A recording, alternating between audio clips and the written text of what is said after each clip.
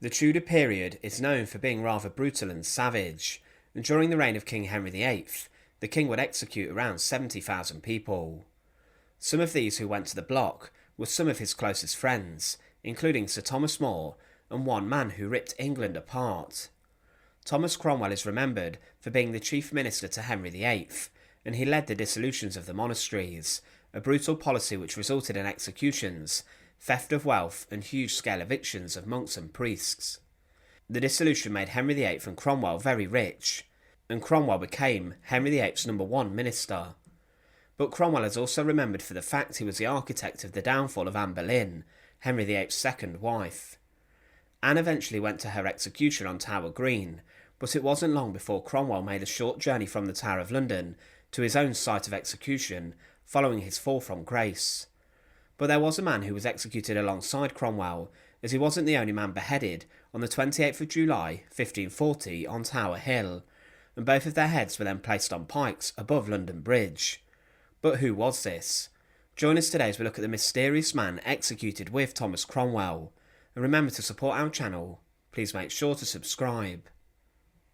Walter Hungerford was born in 1503 and was the only child of Sir Edward Hungerford, a man who was in the court of Henry VIII and even attended the Field of the Cloth of Gold.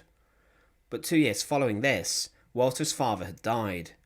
But then shortly after, Walter himself was present at Henry VIII's court, and he became a squire to the body of the king, a job which granted him exclusive access to Henry VIII. This job was fairly high at court, and he would have been a personal attendant to the king, inside of the household, and would also have been involved in dressing Henry VIII in his finest clothes. Many at court would have been jealous of Walter's job. Because of his closeness with the king, he was granted a number of allowances and land. Hungerford was well valued and was married 3 times. In particular, his third wife, Elizabeth Hussey, the daughter of the first Baron Hussey of Sleaford, spoke to her father, saying that he wished to be introduced to Thomas Cromwell. Hungerford wished to become the Sheriff of Wiltshire, and this was later given to him, but Walter Hungerford became a close ally of Thomas Cromwell. Cromwell recommended to the king that Walter should be rewarded for his support and helpfulness in Wiltshire. He then was summoned to Parliament and was named as Lord Hungerford of Heytesbury. It was clear that Walter Hungerford was a prominent and positive member of the king's court, and he built up strong alliances with other key members such as Cromwell. It was almost as if nothing could go wrong for him, but in 1540 things drastically changed. His association and link with Cromwell would lead to his downfall and execution. Cromwell had been letting the king down for a number of months, and in particular it was he who proposed a marriage match between Henry VIII and Anne of Cleves.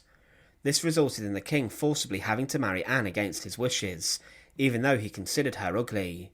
Their annulment settlement ended up costing Henry heavily, and Anne became very wealthy, and Cromwell's enemies dug their talons in to bring him down following this failure. Cromwell was arrested in June 1540 for plotting to kill the king and treason.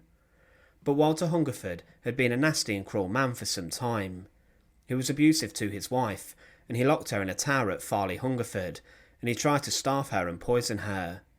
Cromwell would receive a letter from Elizabeth saying how she had been continually locked in one of my lord's towers of his castle in Hungerford, as I've been these 3 or 4 years past without any comfort of any creature, and under the custody of my lord's chaplain, which has once or twice heretofore poisoned me. I have none other meat nor drink, but such as cometh from the said priest.